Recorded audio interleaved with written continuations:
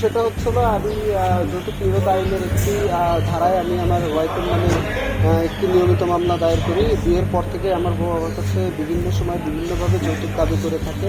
বিষয়টি একাধিকবার সমাধানের চেষ্টা করি, কিন্তু একাধিকবার সমাধানের চেষ্টা করলেও এটা সমাধান করতে ব্যর্থ হই। পরবর্তীতে এটা নিয়ে স্থানীয়ভাবে অনেকবার সালিশে বসা হয়। সালিশে বসলেও এই বিষয়টা মীমাংসা হয় না। পরবর্তীতে আমি আইনের দ্বারস্থ হয়ে বিজ্ঞ আদালতে মামলা দায়ের করি। মামলা দায়েরের পর একবার বার অ্যাসোসিয়েশনে এবং জেলা লিগ্যাল এইডসে এই বিষয়টি আপোষ এবং মীমাংসার জন্য ধার্য থাকলেও আমি আপোষ মেনে নিলেও আসামি আপোষ মানে না।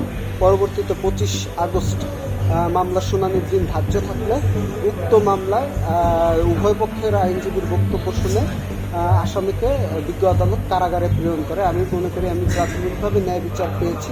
এই মামলায় যদি আসামি সর্বোচ্চ শাস্তি হয় তাহলে আমি পূর্ণাঙ্গ ন্যায় বিচার পাবো এবং আমি আশাবাদী আমি এই মামলায় ন্যায় বিচার পাবো। বাদী সাখাওয়াত হোসেন সোহান, আমরা ইতিপূর্বে মামলা করি তানিয়া খাতুনের নামে। মামলাটা দাখিলের পরে বিজ্ঞ আদালত তদন্তের জন্য ওসিকে নির্দেশ দেন এবং তদন্ত রিপোর্ট আমাদের বাদী পক্ষে আসে।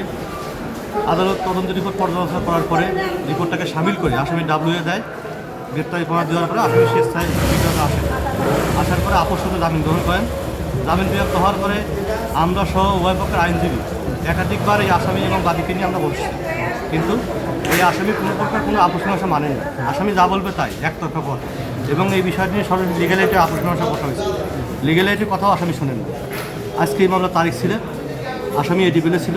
আজকে তারিখে আসামি হাজির হলে আমরা জামিন বাতিলের প্রেয়ার দেই এবং লার্নেড কোর্ট উভয় পক্ষকে শুনে মামলার গুরুত্ব বিবেচনা করে এবং মহিলাকে অপরাধী মনে করে সন্দেহভাবে মনে করে তাকে সিডাব্লিউএমে কাস্টডি প্রদান করেছে।